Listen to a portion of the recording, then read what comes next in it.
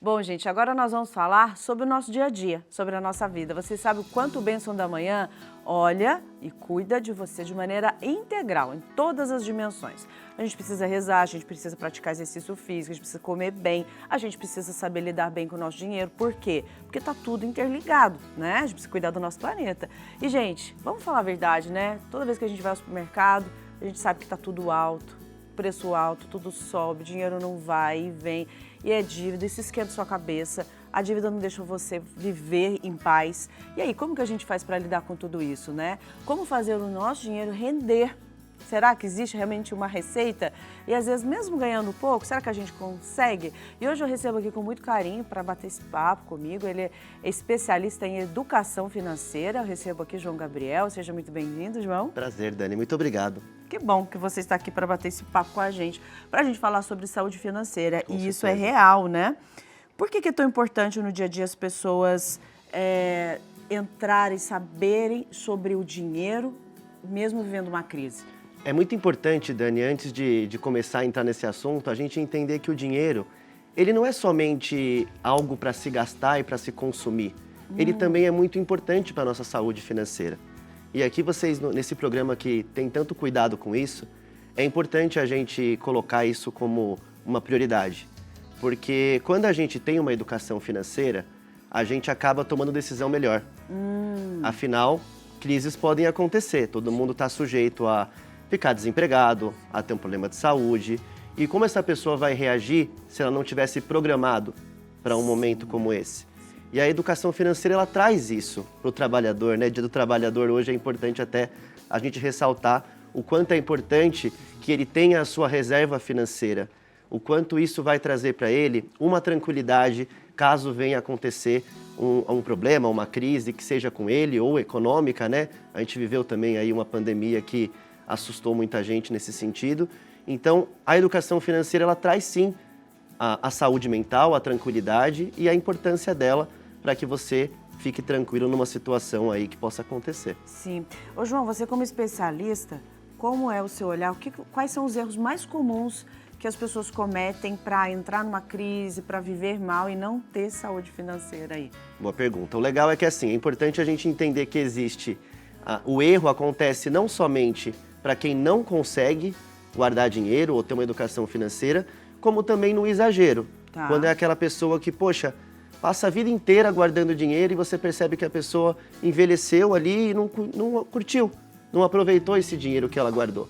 Então, é muito importante quando a gente fala de dinheiro, saber separar ele em caixas, né?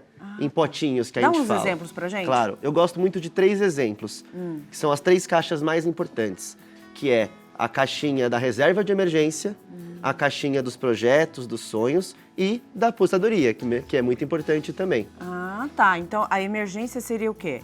A emergência, a gente tem um número que não existe número mágico, né? Mas a gente fala muito sobre a gente ter pelo menos ali por volta de 6 meses do nosso salário Certo. guardado ali para uma possível crise, para uma possível emergência. Essa é a Tá. primeira caixa. Ah, legal. Quando a gente separa em caixa, isso se torna um pouco mais fácil, por quê? Na segunda caixa, que a gente já fala de projetos, de sonhos, Vamos dar um exemplo. A pessoa quer reformar a casa, trocar de celular, comprar um trocar carro de carro, novo. fazer uma viagem. Exato. Quando você separa isso e percebe que são duas caixas diferentes, Tá. você não usa a primeira para fazer isso, Certo. porque você já sabe que aqui é a emergência.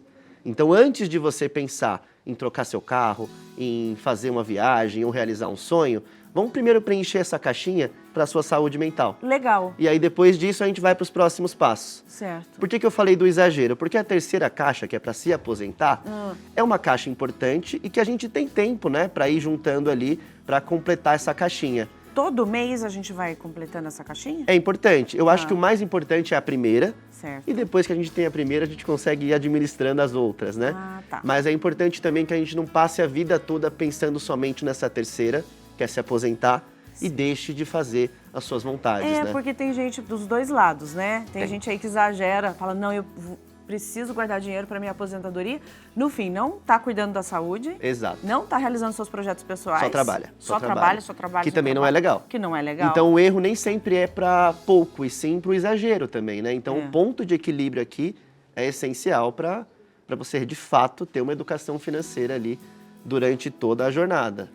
Ô, João, e é possível uma pessoa, hoje o número de pessoas endividadas é muito alto, né? E também o número de pessoas que querem ter uma segurança. Olha só, gente, o que o João está falando é muito importante. Se você tem uma segurança ali por uma emergência, para sua aposentadoria, ainda você está investindo num projeto pessoal, te dá uma paz tão grande e você consegue viver o seu dia a dia. E é possível, não é, João? É possível, não só viver o dia a dia mais tranquilo, você toma decisões melhores, você sabe, poxa, vamos criar um cenário em que eu quero trocar de emprego, eu estou insatisfeito onde eu estou, e você não tem nenhum preparo para isso. Dificilmente você vai ter como se planejar e vai ter que tomar essa coragem de talvez ali passar por uma mudança ali profissional, e tudo isso vai se acalmando quando você faz sua reserva. Porque aí a sua decisão fica mais tranquila, você sabe que você consegue ali ter um período tranquilo, mesmo sem uma renda, e isso traz ali uma tranquilidade para você tomar qualquer decisão ou passar por qualquer crise. Ô, João, a pessoa pode estar dizendo assim, né? Ah, mas eu gasto tanto, eu tenho tantos gastos, né? Você que aí está falando, ah, mas eu ganho pouco, eu tenho filhos, eu tenho que pagar isso, pagar aquilo e tal, e não consigo guardar dinheiro. Essa fala é real ou é possível? A gente sabe que existe uma realidade, né, no nosso Brasil, que muita gente acaba tendo ali o seu mês contado, né? O valor mensal que a pessoa recebe basicamente serve para o básico. E muitas vezes até nem é o suficiente, né? Mas quando a gente fala em investir, muita gente entende que é algo para quem é rico, para quem tem muito dinheiro, e isso não é uma verdade. A gente sabe que é difícil começar, mas é importante a gente entender a proporção. Se eu ganho pouco, eu guardo pouco, mas eu guardo. Perfeito. Porque vai chegar uma hora que o próprio rendimento, né, vai te ajudar também com isso. Então, guardar é muito importante. Se você só consegue guardar 50, Perfeito. guarda os 50. Não deixe você de fazer achando que é pouco e que não vai mudar nada. Vai mudar.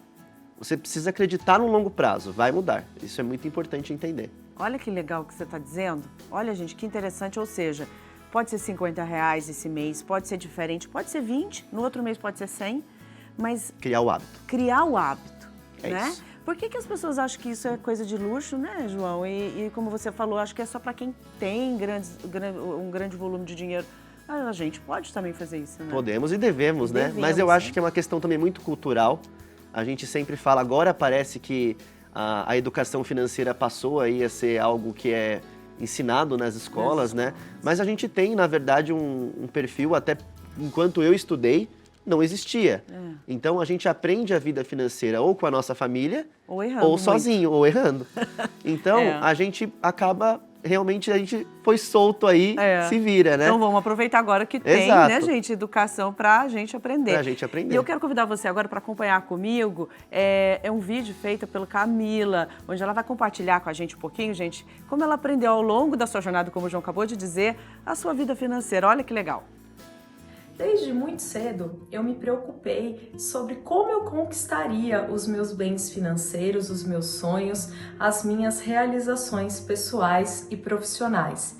Inspirada na minha família, visto que eu não venho, de uma jornada muito privilegiada financeiramente falando, então inspirada na minha família eu aprendi a lidar com o dinheiro. Minha avó sempre me ensinou que mesmo ganhando um pouquinho, ela conseguia, desde que com bom planejamento, alcançar os seus objetivos.